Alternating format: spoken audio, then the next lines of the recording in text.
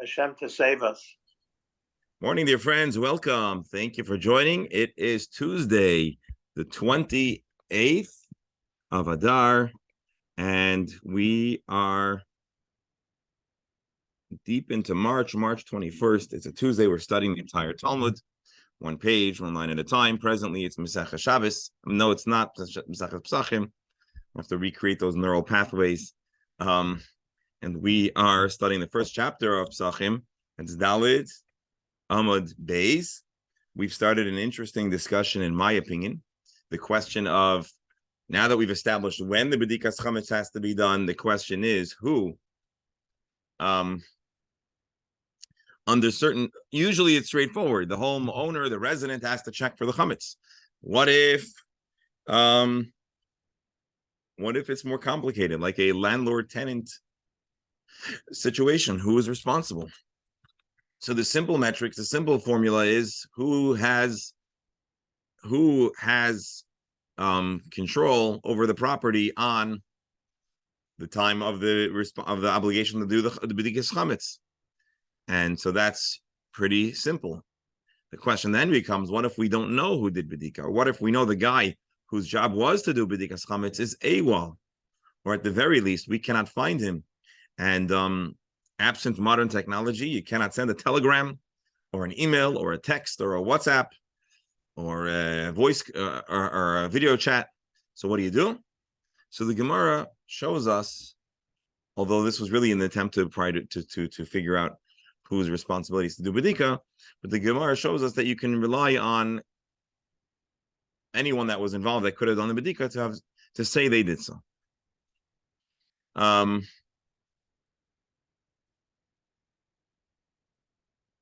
The Gemara is now going to continue with the opposite kind of question. And so again, our question is all about the responsibility, the obligation to do b'dikas chametz, and who has it, and when, and why. As you'll recall, our Gemara... Oh, I thought I was sharing the screen, but I didn't share the screen. Okay, hold on. Let's share the screen. Here we go. So we're going to ask a similar related question. And Reb Beryl, just to make you happy, before we do that, I want to show you. Our Gemara asked a question about why we use candlelight. So the Yerushalmi also asked this question. Again, we're not going to always learn the Yerushalmi, but just for fun. Lama la'or haner. Why candlelight? You can already see how it's even more, if you could imagine that, concise. And Amar Rav Shmuel bar Yitzchak, because the candlelight inspects every little thing. Candlelight does a great job. So actually, this is the reason why I chose this snippet, is because it's pretty similar, at least superficially, to our Gemara. Lama balayla. Why nighttime? Amar Rabbi Yosi or Yoise, she'ein b'dikas haner yafa ela balayla. Candlelight only really the superior quality, of candlelight only works at night. Rabbi Mana Amar Kain. Rabbi Mana had a different opinion. He doesn't say like this. He brings a verse to try to prove that you should do b'dika at night.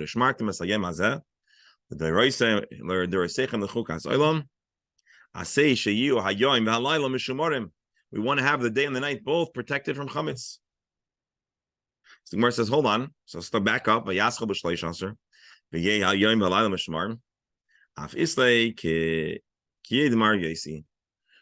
follow Rabbi Yosi. So say, go back a day to the 13th at night. So the Gemara says, and this is a very interesting line. If so, you could check from Rosh Chodesh. The commentary is on the Yerushalmi, and I'm going to end with this. Debate vigorously about what this line means. The Gemara says check not on the 14th at night, but the 13th at night, which was kind of like our Gemara. Zirizim, if we believe in Zirizim Akdinim, you can go backwards in time. The Gemara answer. Hold on. So the Gemara answers, if that's the case, you should go back all the way to Rosh Chodesh. So the question is the Yerushalmi advocating going back to Rosh Chodesh? Was the Yerushalmi trying to show the absurdity of going earlier than the day before Pesach? Anyways, this is just a flavor, a taste of the Yerushalmi. As you can see, it's more concise, less explanatory, and there's a different dialect of Aramaic being used here. You'll never see the word Islay kai, which I think in Aramaic we'd say kehai. In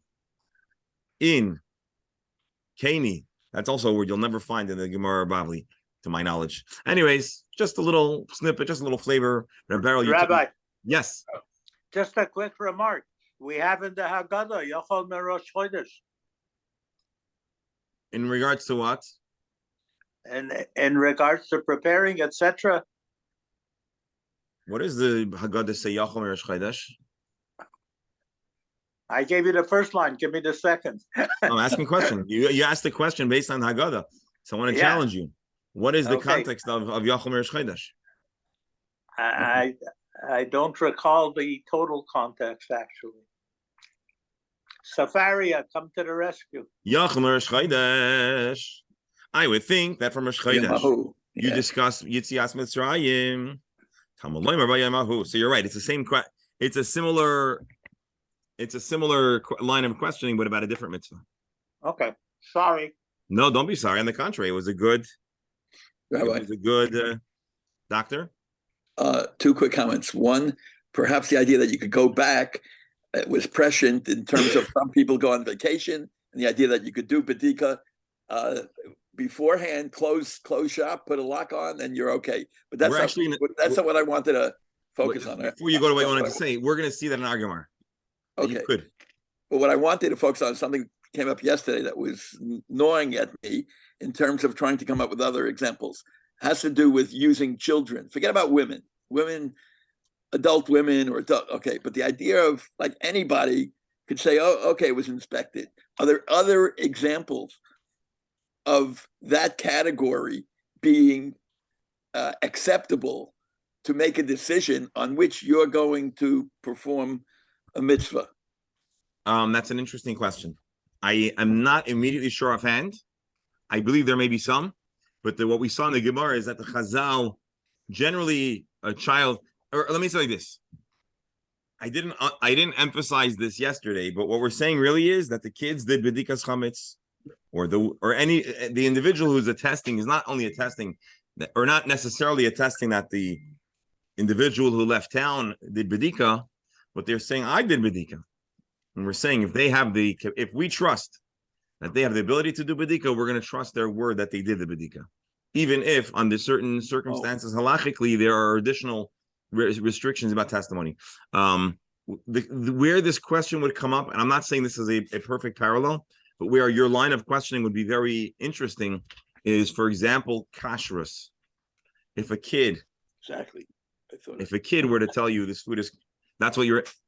Exactly. It's amazing because that's my next question. And I thought about it before. Was, does that mean if you're by a restaurant, you don't see anything, and you ask the kid, do you know if this is kosher? He says, yes, it's okay. That's... Or if you're invited to someone's house and there's a kid and the adults all scatter, right. Say, hey, Yingala, is this house a place where they separate the milk and the meat? Right. And do you know if this milk is cow's milk? Right. So the question, I'm not going to give you an answer now, it's a very good question, is how far and when might we not accept the child's testimony? And it's definitely an interesting I think it's a different question, because the question about kashrut is very difficult to observe in tiny details. But b'dikat hametz is with the candle is easily observable by even a minor.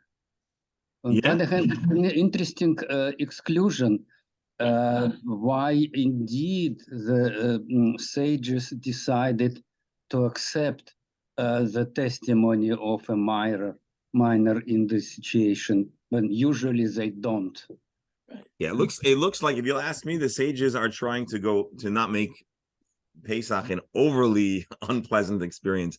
Now I know that opens an additional, as Rebbe would say, additional cans of worms about how people might relate towards the cleaning process. I think also your previous remark that's something that the children participate in, and it's a highlight for them. I know my kids. Right. Yeah, well, here we're not just talking about participation. We're talking about, let's say the father left town and he says, Yankee, give the key to my landlord. And not my landlord, to the tenant. And so he brings the key to the tenant. And he has the key in his hands, and he always likes to do b'dikas chametz. So he says, you know what, I'm going to go do b'dikas chametz. Or maybe Shlomo says, make sure to do b'dika, make sure there's no chametz in the house, and then give the guy the key. And so he delivers the key, and the guy says, young man, what's the do you know the status of the b'dikas chametz? And he says, sure, I did it myself. So maybe under certain circumstances we wouldn't trust him, but here we do trust him. But the professor makes a good point. Chametz, searching for chametz is a question of did you or did you not? Did you look around for the chametz? Did you make sure there's no chametz? Kashrus has so many variables, and certainly in today's day and age, there are even many, many more variables. Because if the kid says it's kosher, oh yeah, but was it Eida Charedis kosher? Was it Chasam Sofer kosher? Was it Rabbanut? Was it Rabbanut Mahadrin? And so in the modern world, kashrus indeed could be a whole lot more complicated than in the times past, where basically everything in the kitchen came from the farm. Alan? I wouldn't trust a child to look for hummus, especially with a candle, because the child doesn't know enough to prevent a fire. Hold on, Alan. I'm sorry. I just muted you, and when you started speaking, I muted myself. So I just muted you. I hear you. Is there any age that you would trust a child? Forget a 3-year-old. What about a 9-year-old? What about an 11-year-old? A 12-year-old? Is there a certain point where you would trust them? I guess it all depends on the child. Right. You know, go. a 9-year-old could have the mentality of a 14-year-old. I was going to say depends on the candle, how big a candle you use.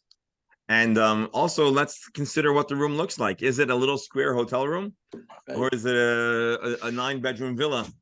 So that might also make a difference. In Orlando, A sprawling estate. Yeah. All right. Very good. These are all very fascinating and important questions. Yashir Kaya. All right, let's see. The Gemara is going to ask another hypothetical. Ibayilu, what's the halach? Hamaskir ba'is techaverai becheskas badik. The guy posts on Airbnb, Rabbi Sai, here is my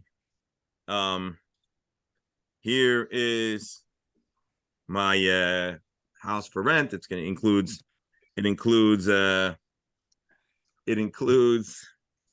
hot tub, and it's chametz free, and there's going to be a bedika. We have an expert team of chametz bedika people.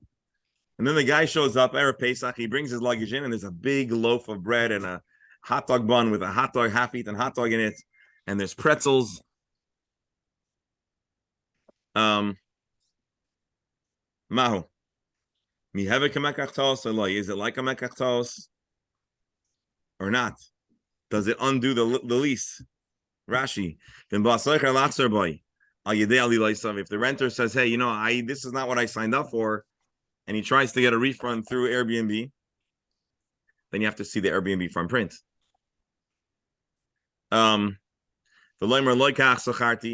This is not what I rented. Is this a make it or break it kind of situation?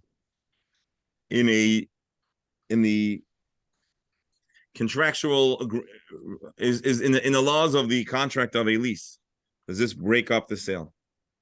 Interesting question. You have to go to Rav Yossi Kuden. You go to right away. Go to him right away. Tashema, let's figure this out. Abaya taught.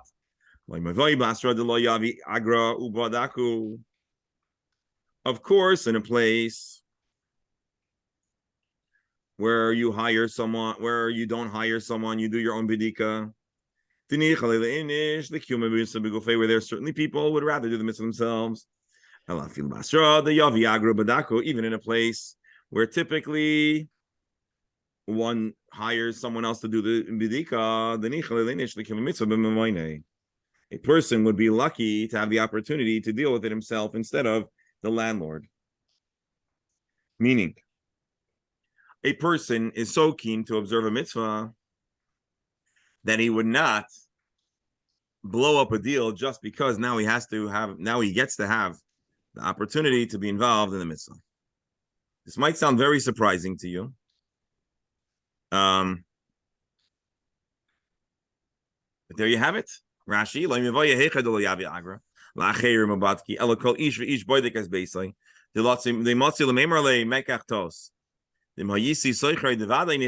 maybe the guy would have preferred that it was not checked.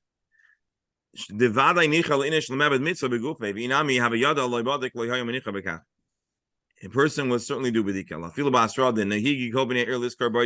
There's a professional team of inspectors. If a person would know that the house wasn't checked, he would never back out of the deal, etc. So the fact the guy's trying to break the lease, it proves that really there's another issue. If a guy comes with a pretext, he's like, listen, I want to break the lease because you didn't check for chametz. The Chazal say, we know the mentality of a Jew. We know that a Jew would like to do the mitzvah.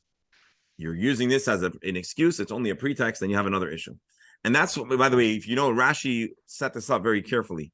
He writes here, if the guy wants to back out, al yidei ali loisav, by using different ploys to say that this was not the condition, well, Rashi says that the person was chayiv. Rabbi, Yes. I'm having trouble with the concept of somebody else doing it because it's a very personal thing. The prayer that you say, kol chamira, etc. How do you have somebody else do it for you? Who said kol chamira? We're talking about doing chametz cleaning. Yeah. Right? Just the cleaning. Cleaning and inspecting. So you can say, this house is chametz free. Then when the guy comes home, he says, okay, there's no chametz. Now I'm just going to do a fast bittul. Alan, give me one more second. I'm going to just show you Tosfos. Tosfos asks an important question. When is this issue arising? Is it a guy who rented his apartment on Rosh Chodesh Nisan and he plans to stay there through Pesach and the advertisement said, clean for Pesach, and the bedika has been done? Or is it Erev Pesach? Or is it somewhere in between? Because we just learned that the moment that Erev Pesach starts, whoever has jurisdiction, whoever has control, they're the one that does the bedika. So Tosfos says, Nira the Rashba's understanding of our Gemara is, the B'shloisha Asar Iri, we're talking about prior to the Zman HaBedika. The Barba Asar Al-Maskir lived like, because if the key is only going to be transferred on Erev Pesach, then it's the responsibility of the landlord. Interesting question. Let's see how Rabbi Steinsaltz learns it. He doesn't specify. Let's see how the Art Scroll translates.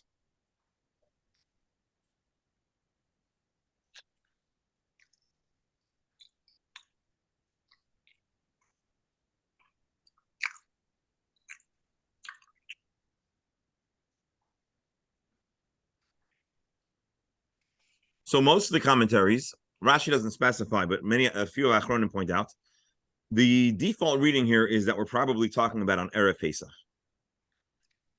Why? Because the default setting, Cheskas Badik, the default assumption is that Erev Pesach, it's already after the Zman HaBedika, the landlord checked. So there's two ways to understand the Gemara. Tosfos clearly says, no, we're talking about prior to that.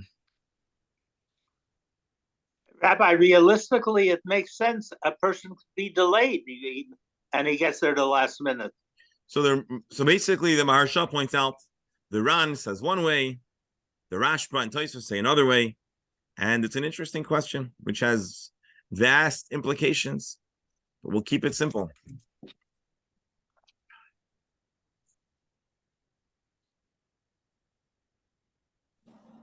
Can I ask my question now? Oh yeah. Sorry, go ahead.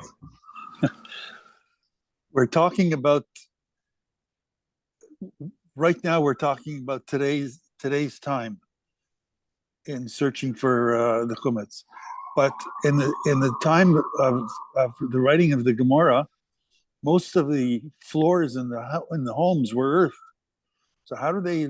I mean, what if somebody stepped on the earth stepped on a piece of chametz that went into the earth, like it went a centimeter into the earth. Does that mean that it's cleaned out? So that you're asking an important question. Alan, you're asking an important question. You're asking about the extent of B'dikas Chametz, how far you need to search. So that's going to be one of the coming Gemaras. So I'm going to once again, Dr. Hammer, how do we say this? I'm not going to punt it. I'm going to pass it. You're going to pass it. I'm going to pass on it for the moment because we're going to have a great setup. And then we're going to hopefully a three-pointer. I don't know. Okay. I have a confession. We have to go to the coach and make a play. Yeah. So I have a confession to make. As a Floridian, we never really played basketball. We're never that into basketball. We're into football, mostly. And unfortunately, Bernie, in basketball, you have a certain number of seconds to do something, or you lose the ball. And a certain number of timeouts per period. So you got to be careful. Right. Sorry, 1 second.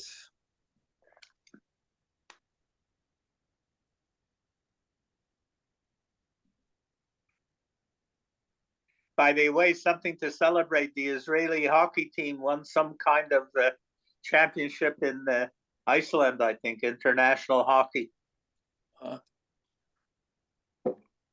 Probably all Russians.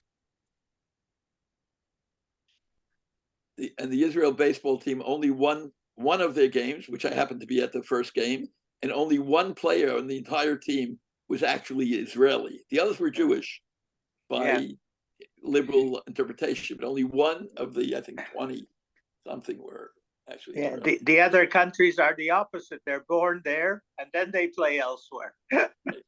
Yeah. All righty. So this is a very interesting question. Let's look really fast. I'm in the wrong place here. Let's look really fast. See what the halachic conclusion is. You rent a house from your friend. The presumption is that it's inspected for chametz. And it's not checked. So first of all, this is not really the way the Gemara phrases it, but it's obvious. Number one, the renter needs to check for chametz. Is because ultimately it's going to be his responsibility. It's his residence over Pesach. The A9, number two, and this is really in a way parenthetic, this is more a question for contracts, but it is an insight to the relationship to B'dikas Chametz. It's not a sale done on false pretense and therefore it's undone. The renter is going to have a mitzvah. It could be that there will be a refund for the amount of the cost of the bedika. The terms of the deal were that it's going to be checked. So it could be that there should be a refund. What does the Rambam say? So first of all, he says the whole thing about depends when the key was conveyed. But if there are the chazaka is that it was checked, okay, the Rambam says the same thing. The Rambam doesn't really clarify 13 or 14, but I think from the context it becomes. Actually, no, that's not what I wanted to look up. Shulchan Aruch, open. Let's see if let's go straight to the Mishnah Berurah. When is a house becheskas badak? So the Mishnah Berurah learns, like the Ran learns, unlike Tosfos, Hainu biyudal. We're talking about Erev Pesach. Shemistama hi becheskas beduka. The default presumption is the same thing would apply like the Tosfos. If the Airbnb listing says it's going to be checked. So if it's on the 14th, the morning of the burning of the chametz, Erev Pesach, nothing needs to be said. It's obvious. Or if the listing said it, after although the responsibility certainly belonged to the landlord, bottom line is the person that's going to have the house has to check. we're not going to let him off the hook of checking.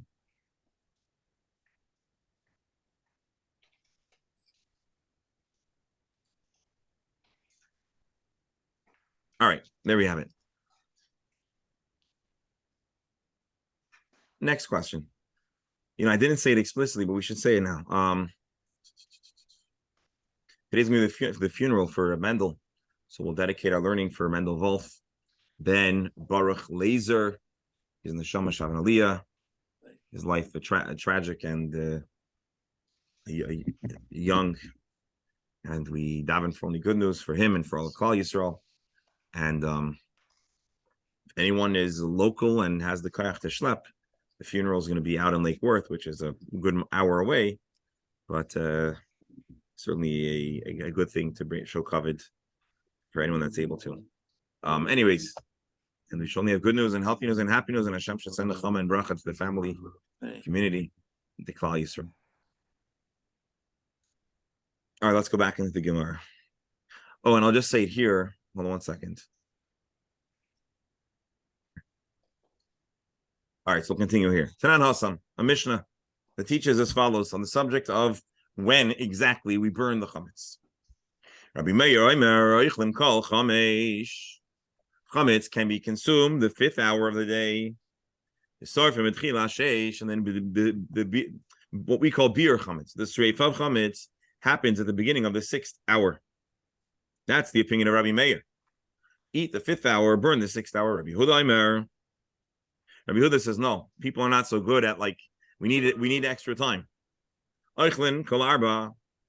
We eat the chametz the 4th hour of the day. V'toilin kol chamesh. And then there is a middle. We wait. We don't eat, but we don't have to burn. So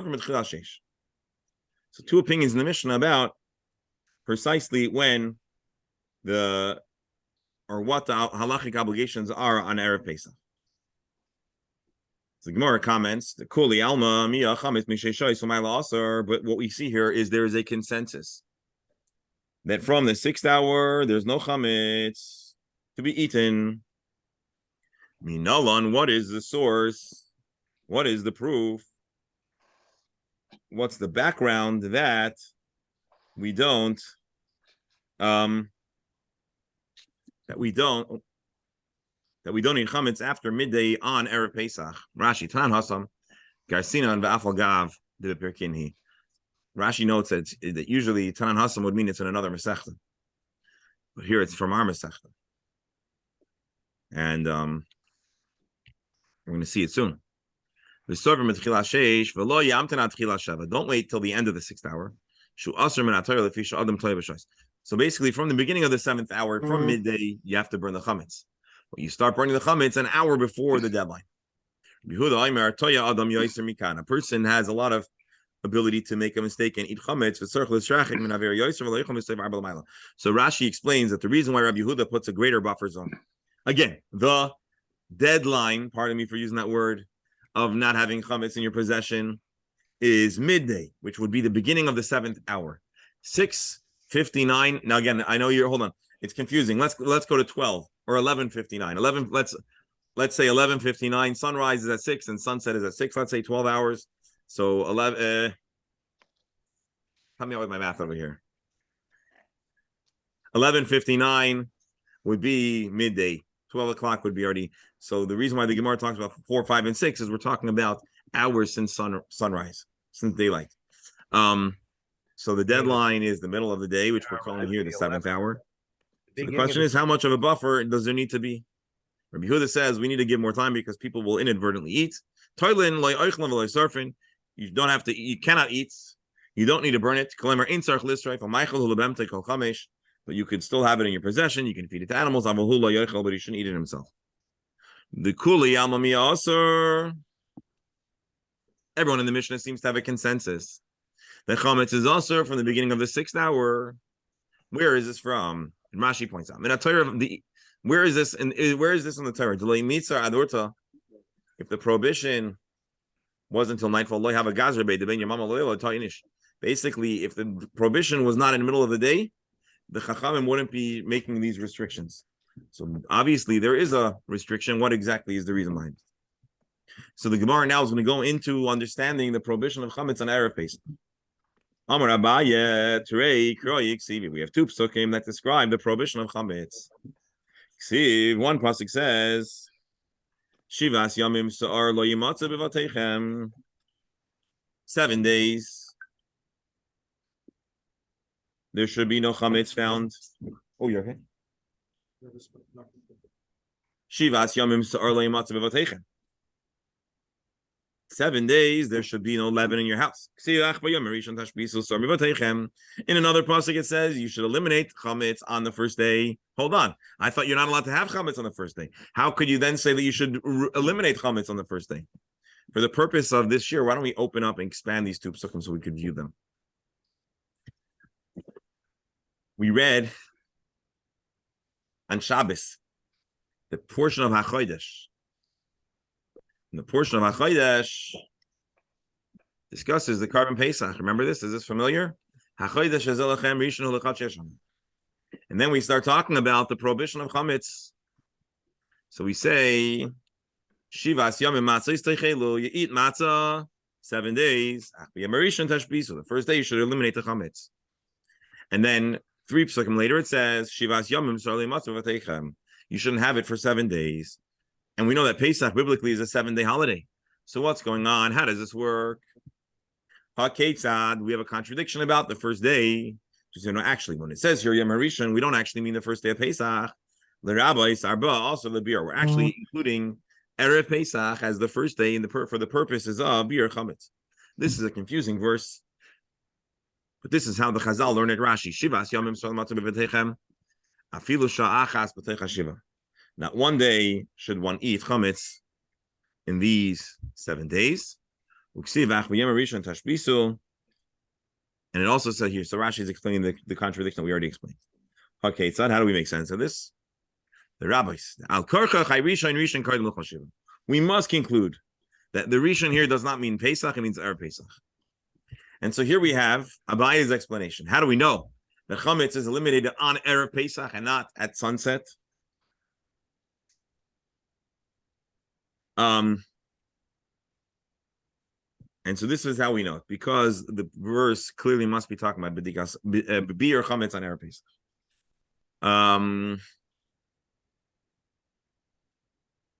The phrase on the first day does not refer to the 15th; it refers to the 14th, the day that the Karban Pesach is shachted. So usually it would be weird to describe the day before the holiday as the first day. So the Gemara and Rashi point out. Rabbi Steinsaltz points out what's unique here is that Erev Pesach, although it's not Pesach as we describe it, it's very much in the Pesach environment. And so it's not as crazy as in another context that we might call Erev Yom HaRishon.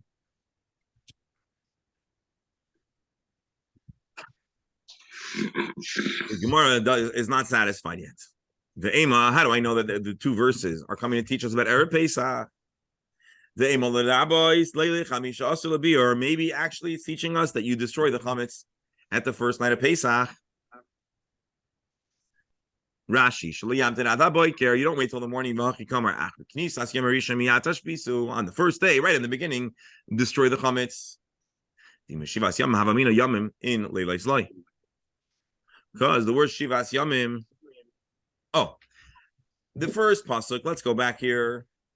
Shivas Yamim. Maybe it means only Yamim daytime. So we have the pasuk here that teaches us. Yom HaRishon right away. Tashbisu Sa'ar. That's the Gemara's proposal. No, Hahula Yitzrichale. That limud, the limud that would tell us that you can't have chametz the first night. I'm sorry, the first day. That's not needed. We have a connection. We have a hekesh. We have the juxtaposition of the pasuk that talks about destroying chametz and eating chametz. Achilas chametz, achilas matzah. So it would be totally obvious that from the time that you're not allowed to eat chametz, you have to destroy it. Where do we see this? Folks, going to go through this fast, and we'll re-examine the psukim with our eyes. Where do we see the juxtaposition of destroying chametz and eating chametz? It says Shivas Yomim.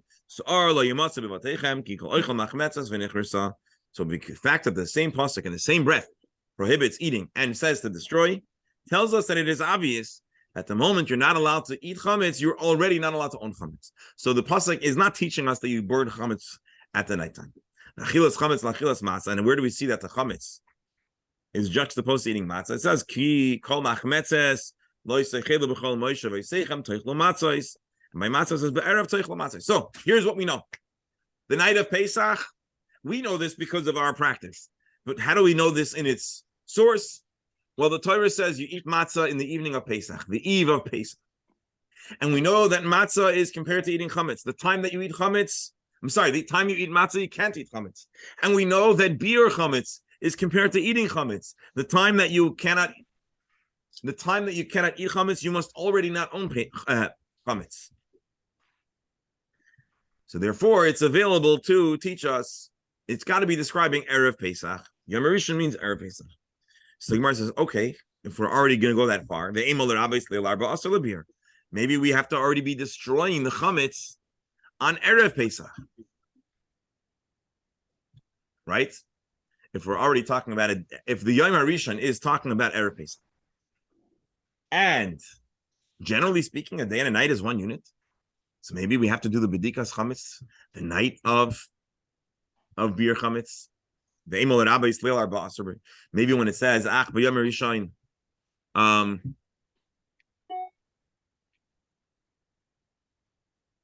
Tashbisu Sa'ar. So we said by Yom HaRishon is talking about Erev Pesach.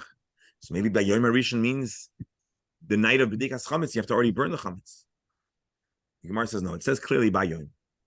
Here, the word by Yom, it doesn't mean the day of the month, it means in the daytime. So we understand now, Erev Pesach, in the daytime we destroy the Chametz. Let's read some more Rabbi Steinsaltz's. Rabbi, why don't they bring out the word or in this place? Say that again. Why don't they bring out the word or? And that'll distinguish the day from the night. We can't rewrite the original text that's informing us. We can only decipher them and infer from them. So we're dealing with the text that exists, and the texts that exist are coming to teach us something. We are doing an analysis to try to do our best to understand it with the framework that the Talmud has to analyze psukim. So we can only analyze that which is before us.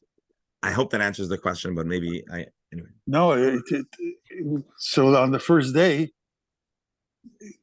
that's the night, the previous night, when we say Marv. Sorry, I'm not understanding. I'm trying to distinguish what's the day and what's the night, because it says on the first day. So is the first day after Marv? Or is the first day in the morning? That's our discussion right now. Yeah. Usually, it's not clear. A calendar, because we're still in the middle of the process. That's the Gemara's question. Usually, calendar days start by night. Calendar days start by night. But the word in the daytime means daytime. And so, superficially, based on the general assumption is that a day means, in the Torah, a date, I should say. The date starts the night before. But in the daytime starts in the day. So almost always in halacha, a date where a specific act happens begins the night prior. In this pasuk too, in our analysis, in our thinking it through, we said if we have to do bedika b'yom harishon, maybe that means the night, the evening, which Alan, you're saying is confusing because you're asking a good question. It's our question. And that would be, if you and I were just thinking it through, that might be where we would leave it off. But the Gemara knows, apparently, the Gemara is working backwards, and that's the interesting thing here.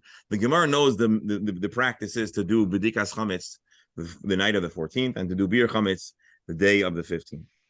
And the Gemara also knows that it is connected to the psukim we have. And the Gemara is endeavoring to uncover the source of it with this process. So the Gemara says, although usually a date starts by nighttime, here it says by Yom, highlighting that it's a daytime event.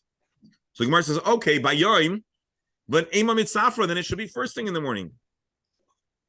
Why does it happen at midday? So the Gemara answers an interesting answer that you could only work if you understand that the Gemara has very specific formula and codes that the Gemara knows how to decipher based on a long-standing tradition. And these codes are consistent across the Torah. And when you see a word, a certain word, it's a flag that there's something interesting going on. And the word ach, although in the Hebrew language it has a specific translation, ach is also a code that something funny is happening here. Something out of the ordinary. Ach bayom harishon. What is out of the ordinary? What is distinct? What is different than usual? And so the Gemara says, take a look. Ach chilek. Whenever the Torah uses the word ach, and Rashi points out another word, rak, mi'utin, it diminishes the fullness, either in time or intensity of a restriction. Alma mixas hayoim loter. The word ach gives us a secret. It lets us into a code that half the day is permitted. We say ach bayam harishon, it's essentially saying part of the first day. Alma mixas hayoim loter. Rashi says from here we infer that part of the day is permitted.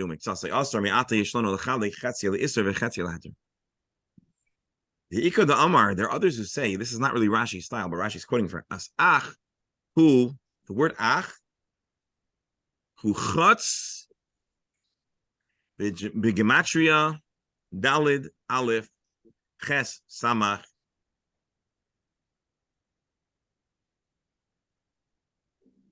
I'm sorry, aleph ches samach beis tes ayin gimel yud fei dalid chav tzadik. There's a code.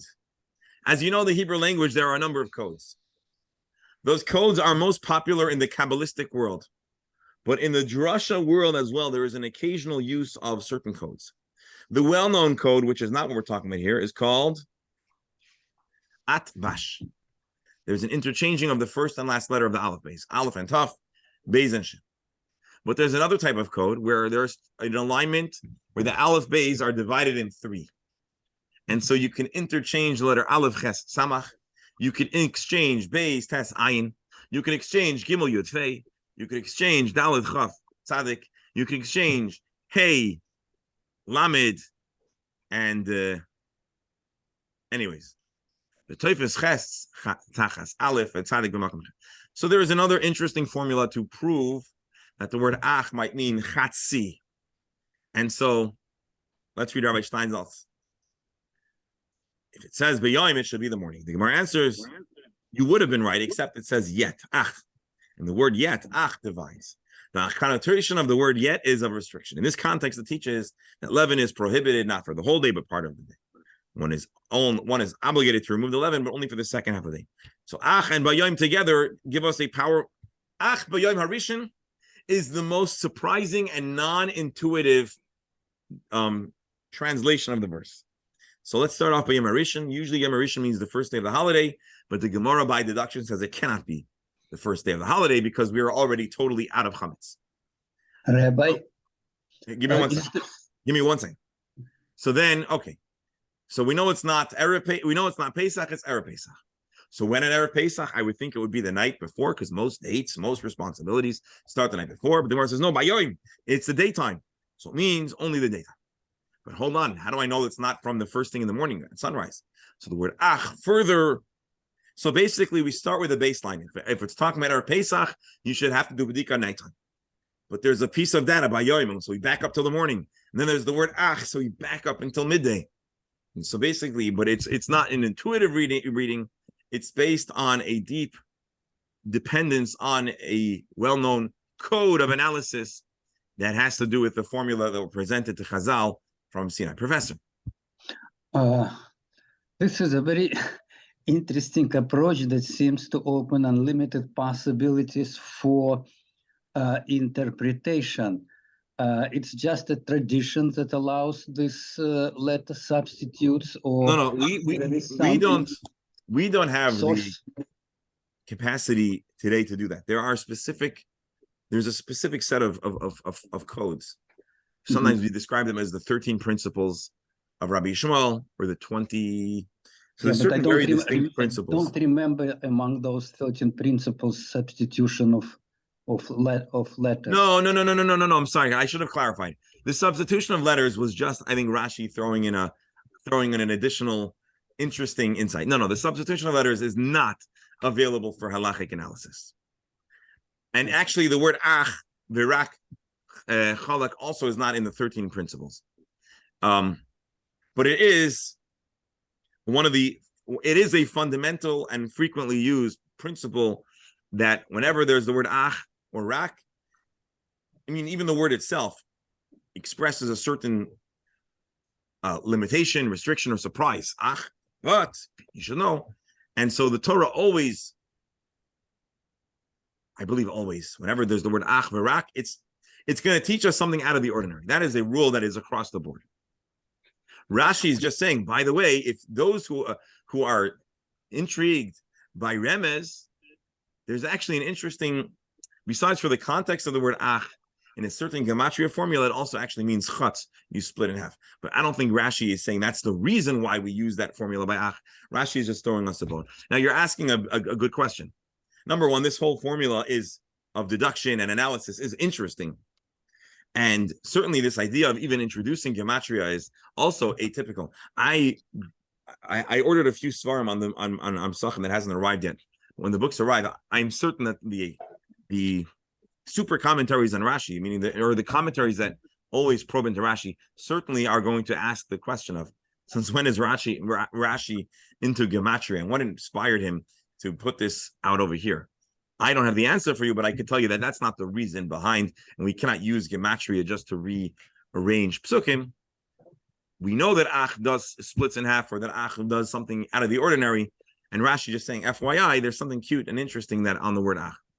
And what is this division of day in two halves? What does it make to the bdikat chametz that we said on the previous night? So we search for the chametz the previous night. That's a rabbinic enactment. And then we annul the chametz, and then we eat it on the next morning. You could eat it the next morning, and then we have to destroy it by midday. That, we eat nullified chametz, or we eat something which doesn't belong to anybody, or we eat something that we have already sold to a Gentile. No. What is the status of what we eat?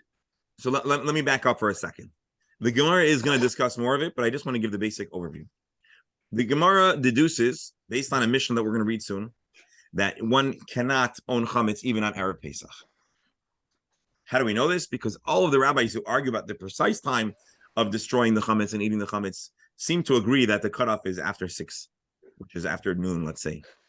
So now the Gemara wants to understand, okay, so what is the essential restriction? And so we brought these psukim, and we went on this journey to identify that the prohibition ultimately means Erev Pesach midday.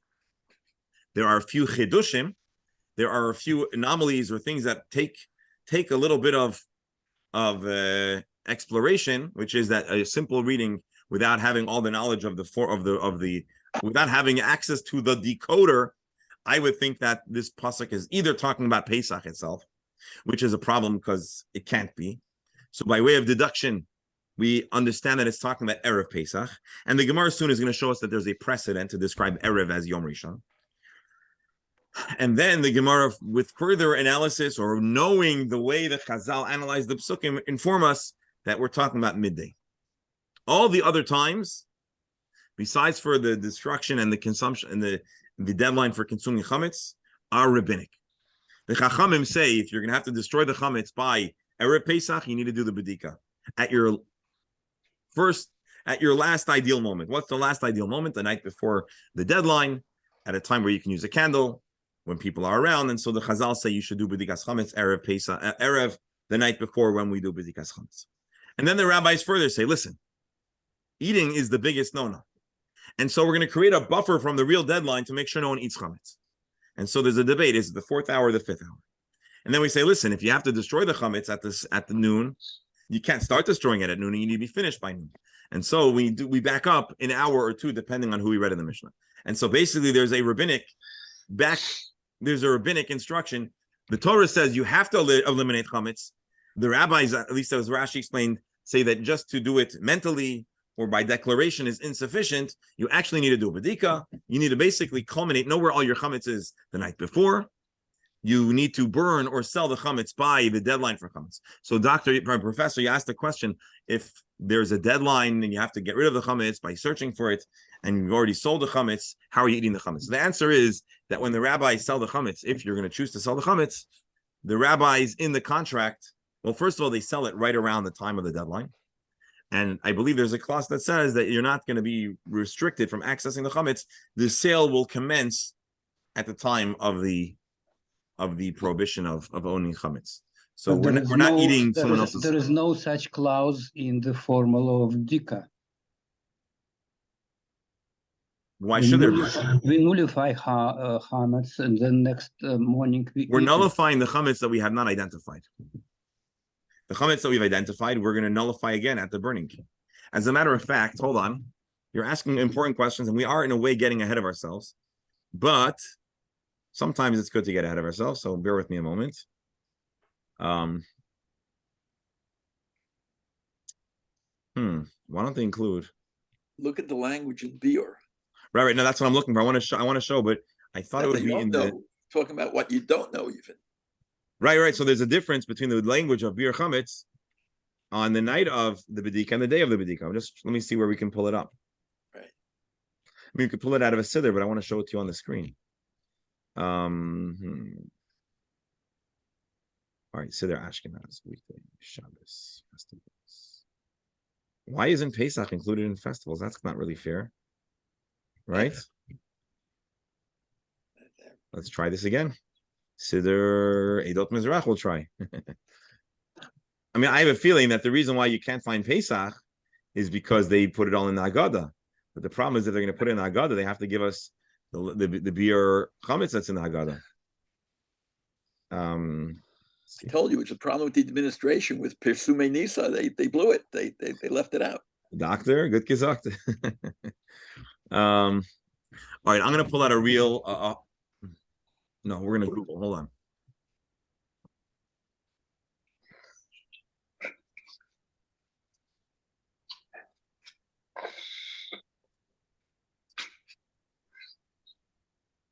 Yeah, I know in Hebrew we'll probably have a better luck, but let's bring this. Right.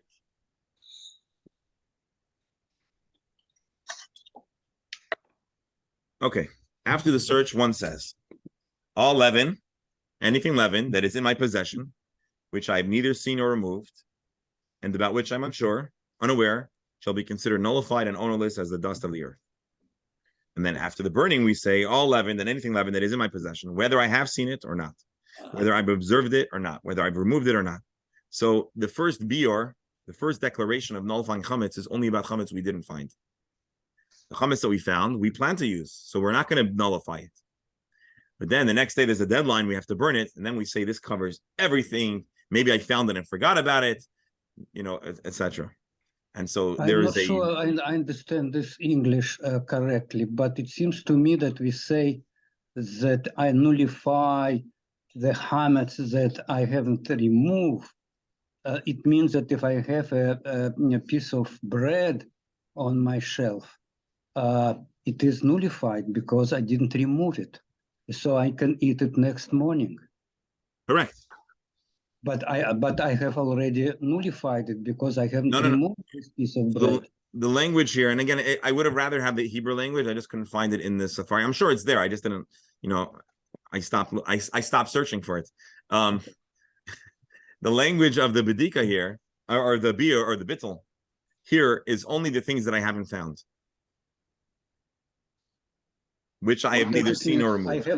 But then they moved, then they added the words "nor removed." If it wasn't for these words "nor removed," just "I have never seen," I wouldn't mind. It wouldn't be my question. But my question is, I know about this chametz and I didn't remove it, and I'm nullifying it, and that I think creates some problems. Right. So we need to pull up the original Aramaic language, but the idea is that at the night it's really only the chametz that we have unsuccessfully identified. And then at the daytime, we make it much more expansive. We'll talk more about it soon. Okay. Here, one last line, and then I gotta go. Well, anyways, it's gonna be 10:30. So, debate Rabbi Yishmael Tana, a teaching from Rabbi Yishmael. Motzino Arba Asar Shenika Rishon. It's actually there is a precedent. It's not unheard of to refer to the 14th day of the month as the first day. Shenemar, as we say, Barishoin, Barba Asar Lachaydesh. On the 1st, on the 14th of the month. We'll